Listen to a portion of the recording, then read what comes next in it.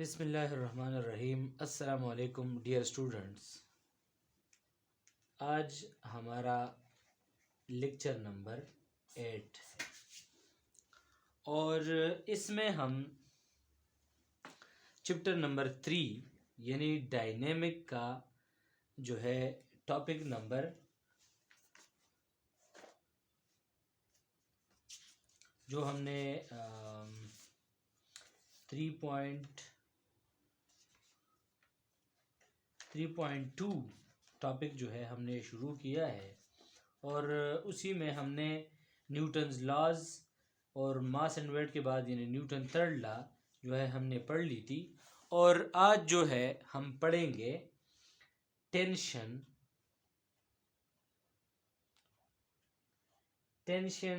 And acceleration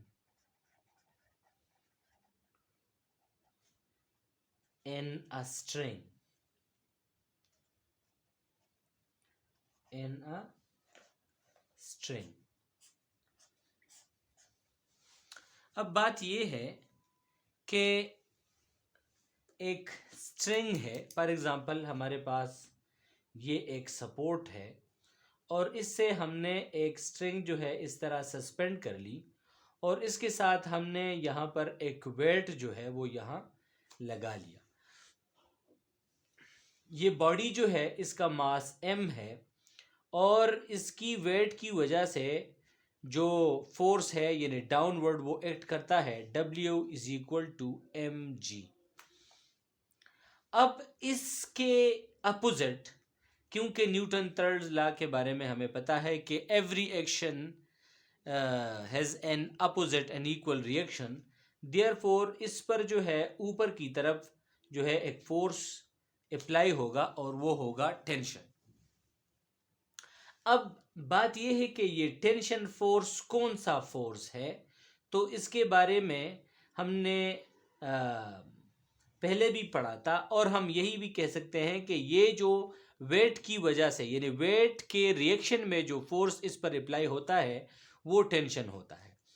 अब tension is a force, tension जो है वो एक फोर्स है which prevent the body from falling, जो इस बॉडी को सपोर्ट करती है और इसे गिरने से बचाती है। अब अगर ये बॉडी रेस्ट में हो तो टेंशन जो है वो बराबर होगी इसकी वेट के बराबर होगी और वो बराबर है W = mg, जो कि पिछले टॉपिक में हमने पढ़ा था वेट के बारे में। अब ये बॉडी तो हमने सिंपल यहाँ पर एक स्ट्रिंग के साथ जो है अटैच कर दी, लेकिन अगर हम इस पर डिफरेंट कॉम्बिनेशन जो है वो पढ़ सकते हैं। फॉर एग्जांपल यहाँ पर एक टॉपिक जो है इन्होंने लिखा है कि अगर हमारे पास इस तरह हो कि वर्टिकली यानी vertical motion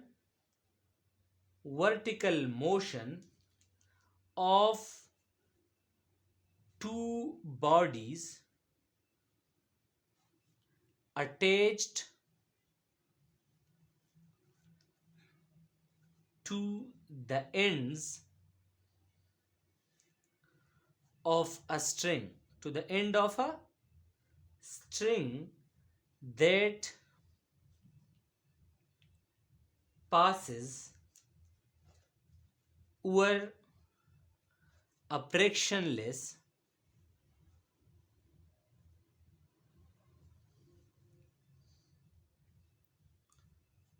pulley।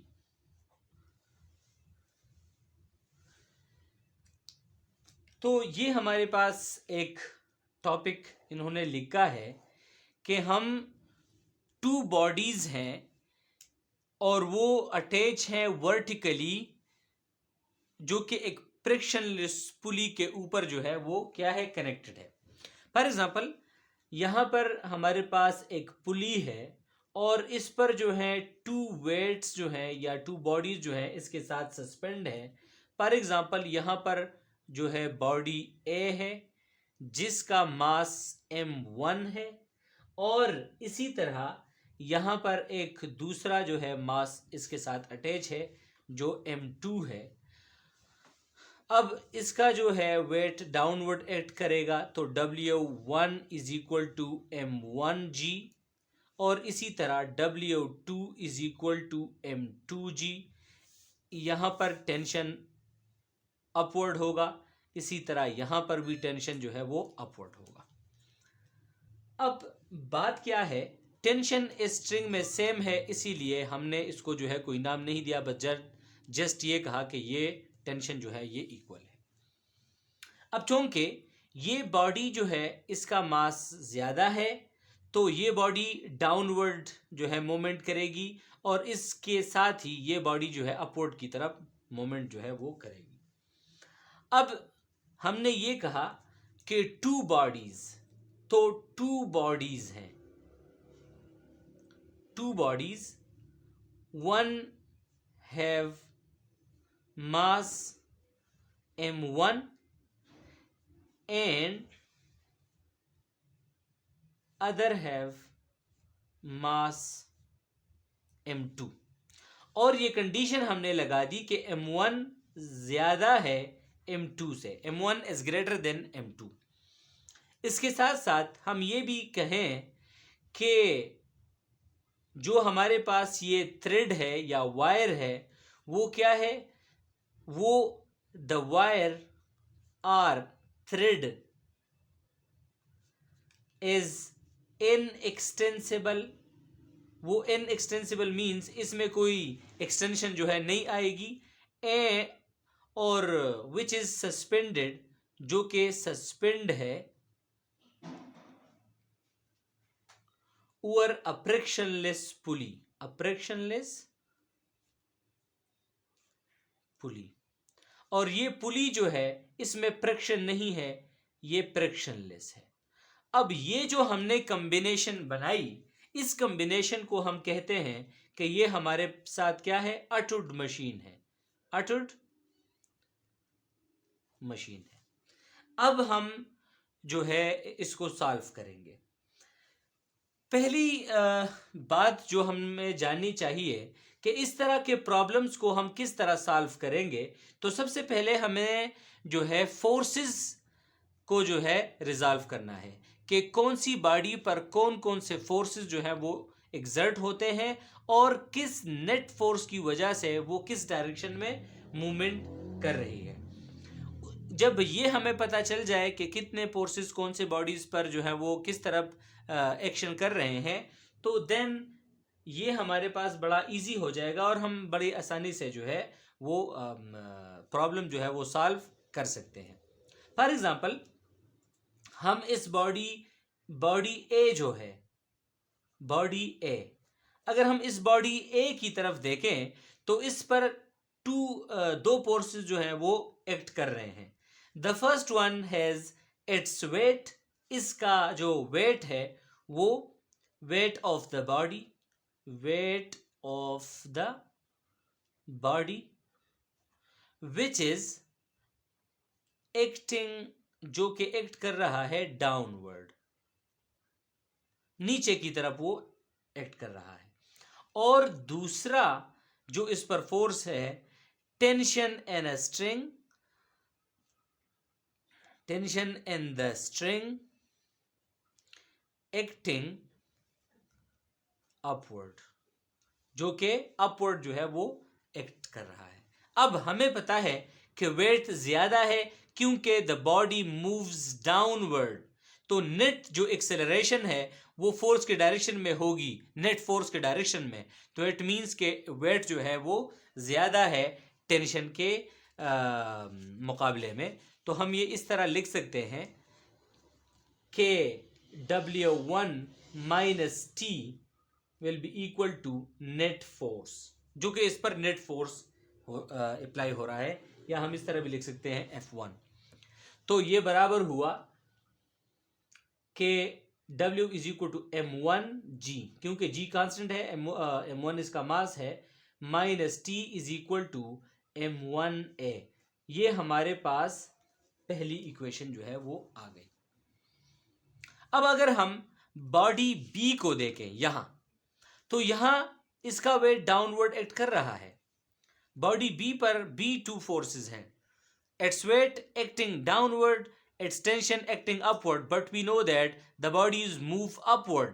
It means the net force is in upward direction, which also means that tension is greater than its weight. So हम डिफरेंस जो है वो इस तरह लेंगे, body B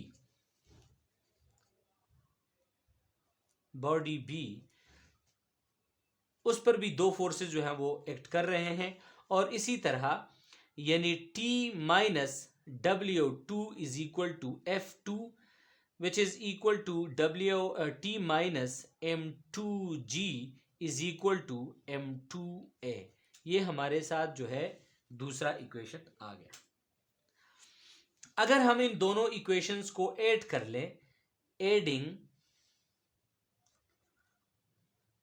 equation 1 with equation 2, इन दोनों को हम क्या कर लें, ऐड कर लें। तो जिस तरह हम इस दोनों इक्वेशन को ऐड कर लेते हैं, यानी M1G minus T is equal to M1A, और यहां पर T minus M2G is equal to M2A, तो ये टेंशन इसके साथ, ये माइनस है ये प्लस है तो ये कट जाएंगे। यहां पर क्या आ जाएगा, यहां पर आ जाएगा M1G minus M2G is equal to M1A plus M2A। अब यहां पर अगर हम देखें, इन दोनों में G कॉमन है, तो ये हमारे पास फॉर एग्जांपल थर्ड इक्वेशन आ गई। तो इन दोनों में ये हम दोबारा लिख लेते हैं कि M1G minus M2G is equal to M1A plus M2A। इन दोनों में G कॉमन है तो G कॉमन लिया, यहाँ पर आया M1 minus M2 is equal to, इसमें A कॉमन है तो M1 प्लस M2। अब हमने चूंकि एक्सेलरेशन और टेंशन फाइंड करनी है, तो सबसे पहले अगर हम एक्सेलरेशन को फाइंड करना चाहें तो दोनों साइड को M1 प्लस M2 पर जो है वो क्या कर लेंगे, डिवाइड कर लेंगे। अब ये इसके साथ खत्म हो गया, तो acceleration will be equal to M1 minus M2 into G divide by M1 plus M2। ये हमारे साथ एक्सेलरेशन की जो है वैल्यू आ गई।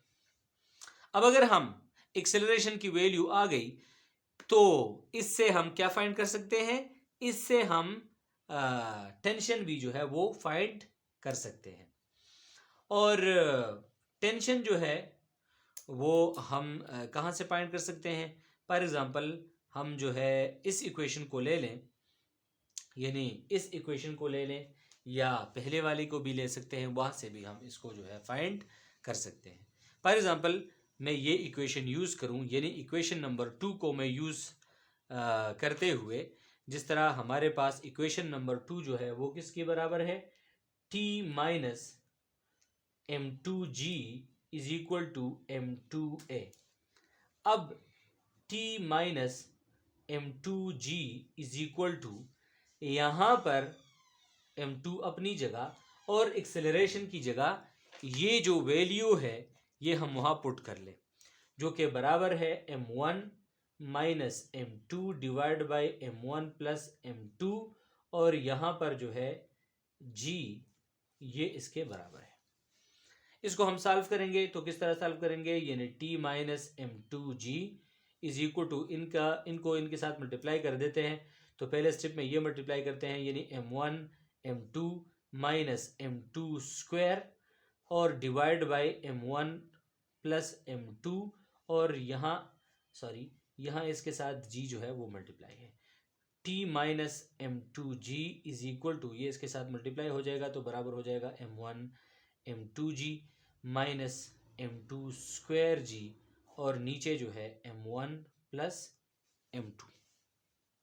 अब बात यह है कि दोनों साइड के साथ अगर हम मल्टीप्लाई कर लें किसको, यहाँ पर भी m1 प्लस m2 को मल्टीप्लाई कर लें और इस साइड में भी m1 प्लस m2 को मल्टीप्लाई कर लें, तो ये इसके साथ जो है कट हो जाएगा।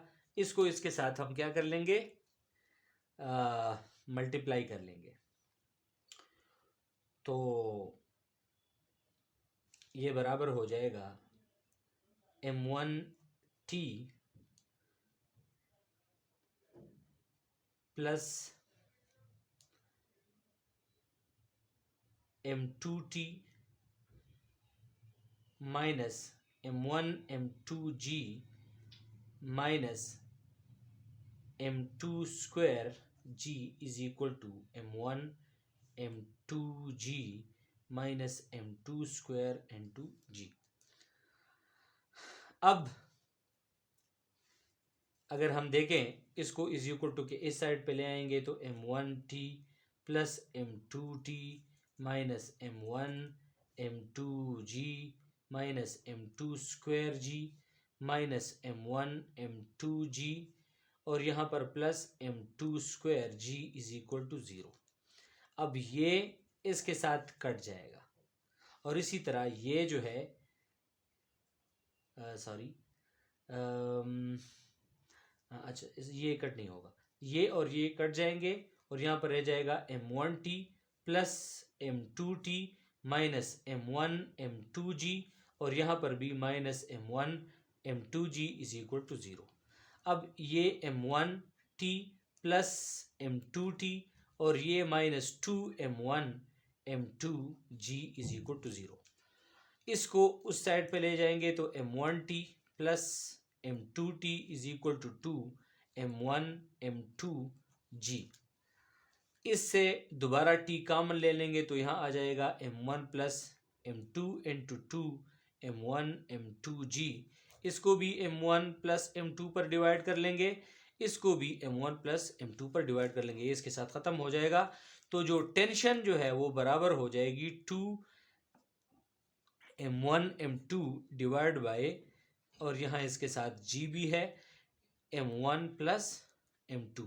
ये जो है हमारे पास टेंशन की वैल्यू फाइंड हो गई। तो इसी इक्वेशन से हम डिफरेंट न्यूमेरिकल्स जो हैं जिसमें हमें जो है मासेस दे गए होंगी टेंशन फाइंड करनी होगी, या मासेस की दे गए होंगे तो हमने एक्सेलरेशन फाइंड करनी होगी। For such bodies for the moment of such kind of arrangement we can use these equation to find its acceleration and its the tension and that strain। अब ये तो हमारे पास दोनों जो बॉडीज थी वो वर्टिकली अटैच थी। अगर कहीं इस कम्बिनेशन को हम थोड़ा सा चेंज कर लें, किस तरह चेंज कर लें, इस तरह चेंज कर लें कि एक जो बॉडी है वो हॉरिजॉन्टली मूव करे और एक जो बॉडी है वो वर्टिकली अटैच हो, तो उस केस में जो है हम टेंशन और एक्सेलरेशन को जो है हम किस तरह फाइंड करेंगे, तो उसको भी थोड़ा सा हम पढ़ लेते हैं। फॉर एग्जांपल हमारे पास पहले जो है लिख लें कि हमारे पास मोशन जो है, motion of two bodies, motion of two bodies attached to the end, attached to the end of a string, attached to the end of a string that passes over a frictionless pulley,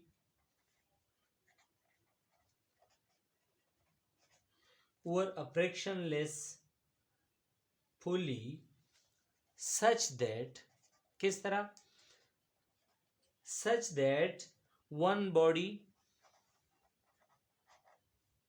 moves vertically,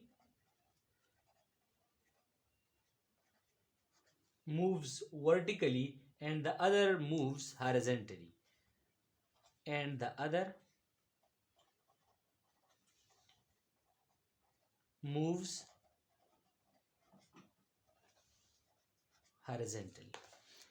हम एक arrangement जो है यहाँ पर बना लेते हैं। For example ये एक टेबल है सपोज, और यहाँ इस पर एक बॉडी जो है वो पड़ी है, जो कि यहाँ पर एक पुली बनी गई है और ये स्ट्रिंग जो है ये इसके साथ अटैच है, और यहाँ एक और बॉडी जो है इसके साथ क्या हुई है, अटैच हुई है। अब बात ये है कि इसका जो फॉर एग्जांपल हम ये कहें कि ये बॉडी ए है, इसका मास m1 है, इसका weight w1 is equal to m1 g है। इसी तरह ये बॉडी जो है ये b है, ये r, या हम इसकी जगह n भी लिख सकते हैं, मींस नॉर्मल फोर्स। और यहाँ पर जो है इसका वेट w2 मींस m2g है, और यहाँ इसमें इस तरफ मूव कर रही है तो एक्सेलरेशन जो है वो इस डायरेक्शन में होगा, और यहाँ पर टेंशन जो है ये अपवर्ड डायरेक्शन में है, और इसमें जो है एक्सेलरेशन डाउनवर्ड है क्योंकि बॉडी जो है वो नीचे आ रही है, और चूंकि ये under the action of gravity जा रही है तो इसलिए ये एक्सेलरेशन हम जो है ग्रेविटेशन एक्सेलरेशन जो है उसको कंसिडर करेंगे। अब इस अरेंजमेंट को सॉल्व करने के लिए, जिस तरह मैंने पिछले सिस्टम में कहा कि हम यहाँ पर फोर्सेस सबसे पहले फाइंड करेंगे। इस तरह फिजिक्स में अगर कोई इस तरह का और न्यूमेरिकल हो जिसमें फोर्सेस इन्वॉल्व हो, तो सबसे पहले हमने फोर्सेस को लेना है, फिर उसको रिजॉल्व करना है, फिर उसको ये उसमें ये देखना है कि कौन सा कंपोनेंट जो है वो बॉडी को मूव करने में जो है उसका हिस्सा है, उसको ही हमने कंसिडर करना है। इसी तरह यहाँ पर कि किस डायरेक्शन पर फोर्स अप्लाई हो रहा है और कौन से डायरेक्शन में नेट फोर्स है जिसकी वजह से बॉडी उस डायरेक्शन में मूव कर रही है। तो अगर हम अगेन बॉडी ए को कंसिडर करें, एक के लिए लिख लेते हैं और दूसरे के लिए फिर हम डायरेक्ट जो है इसी तरह उसके लिए भी लिखना होगा। आप लिख सकते हैं, क्योंकि यहाँ पर टाइम इतना नहीं होता और लिखना थोड़ा सा मुश्किल होता है, तो इसलिए मैं जो है आपको इसी तरह लिखना होगा और मैं आपको जो है वो समझाऊंगा कि किस तरह हम इसको जो है लिखेंगे। अब चूंकि यहाँ पर बॉडी मूव कर रही है डाउनवर्ड, यानी इस तरह मूव कर रही है, तो again we know that the weight is greater than tension, so net force जो है acting in downward, that's why the body moves in a downward direction. इस पर दो फोर्सेस इन्वॉल्व हैं बॉडी ए पर जो है। अब यहाँ पर क्या है कि इसका वेट और tension in the string. So body A पर जो है हमारे पास यहाँ पर भी जो है फोर्सेस जो है इन्वॉल्व हैं, यानी इट्स वेट एक्टिंग डाउनवर्ड और यानी W1 is equal to M1G, it's tension, इस पर जो टेंशन है विच इज एक्टिंग अपवर्ड, जो कि अपवर्ड मोमेंट जो है वो कर रहा है। अब चूंकि अगर हम इस तरह देखें कि W1 minus T is equal to F1, यानी W1 minus T is equal to M1A, या इसको हम इस तरह भी लिख सकते हैं कि M1G minus T is equal to M1A। ये हमारे पास पहली इक्वेशन जो है वो आ गई। अब अगर हम इस बॉडी B को गौर से देख लें, बॉडी B, तो देखें बॉडी बी पर जो है वो तीन फोर्सेस जो हैं वो अप्लाई हो रहे हैं। Its weight which is acting downward, तो हम पहला इस पर जो फोर्स हो रहा है वो क्या है, इसका वेट है जो कि एक्ट कर रहा है डाउनवर्ड, जो कि डाउनवर्ड यानी M2G is equal to W2 जो इस पर वेट है, और इसका नॉर्मल फोर्स जो कि अगेंस्ट दिस फोर्स है, नॉर्मल फोर्स इस पर अप्लाई हो रहा है, या उसको R से भी हम डिनोट कर सकते हैं या नॉर्मल फोर्स से हम डिनोट कर सकते हैं। तो इसका जो या रिएक्शन फोर्स भी हम कह सकते हैं या नॉर्मल फोर्स,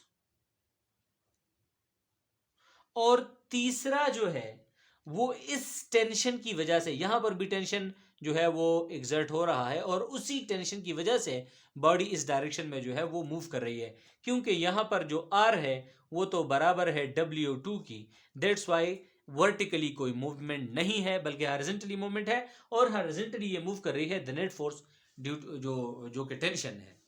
तो यहां पर tension T in the string pulling the body horizontally,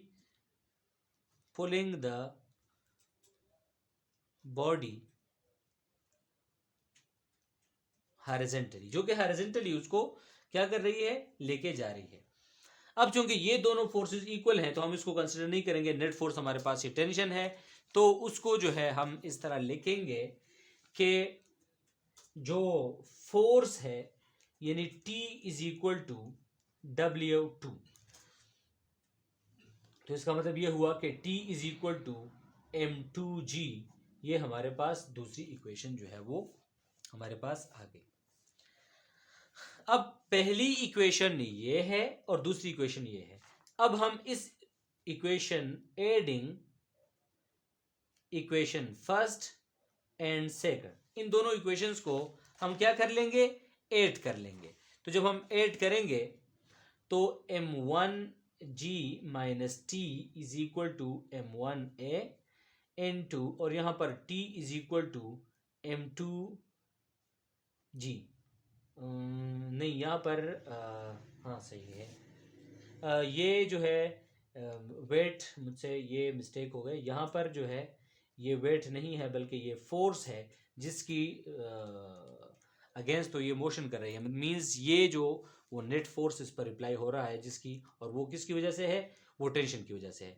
तो यहाँ पर ये A है क्योंकि बॉडी हॉरिजॉन्टली मूव कर रही है।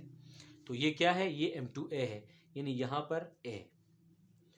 तो ये फर्स्ट इक्वेशन, ये इसी तरह दूसरा इक्वेशन, और हम इस दोनों को ऐड करेंगे तो ये इसके साथ ख़त्म हो जाएगा। यहाँ पर आ जाएगा M1G is equal to M1A plus M2A। ये हमारे पास तीसरा इक्वेशन जो है वो आ गया। अब अगर हम इस तीसरी इक्वेशन को देखें, यानी M1G is equal to M1A plus M2A, इन दोनों में एक्सेलरेशन कॉमन है तो M1 प्लस M2, यहाँ पर M1G, इसको भी M1 प्लस M2 पर डिवाइड कर लेंगे, इसको भी M1 प्लस M2 पर डिवाइड कर लेंगे, ये इसके साथ कट हो जाएगा। A is equal to M1G divide by M1 plus M2, या इसको हम इस तरह भी लिख सकते हैं कि A is equal to M1 divide by M1 plus M2, और इसके साथ यहाँ G लिख लें। ये हमारे साथ जो है एक्सेलरेशन की इक्वेशन आ गई। So by using this equation we can find the acceleration in a string over which two bodies are attached. One body moves vertically and the other moves smoothly and horizontally on a table. So अगर हम ये equation यानी कि second equation को अगर हम ले लें जो कि है हमारे पास T is equal to M2A। अब यहाँ पर एक्सेलरेशन की वैल्यू अगर हम पुट कर लें, so T is equal to M2 और एक्सेलरेशन की वैल्यू किस चीज़ के बराबर है, M1 प्लस M2 और यहाँ पर G।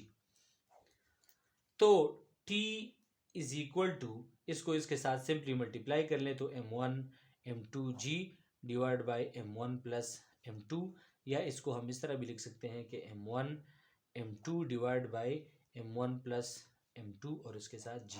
तो ये हमारे पास जो है टेंशन जो है इसमें फाइंड हो गई। सो आज हमने यहाँ तक पढ़ा।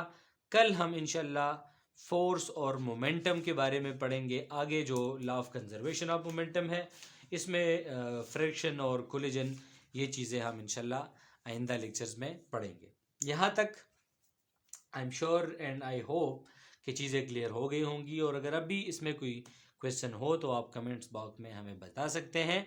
उस हिसाब से जो है हम आगे बढ़ते जाएंगे। और चैनल को जो है सब्सक्राइब करना ना भूलें, वीडियो को शेयर करें ताकि और लोग को भी फ़ायदा हो। इंशाल्लाह जो है अगले लेक्चर में मुलाकात होगी। Thank you so much. अल्लाह हाफिज़।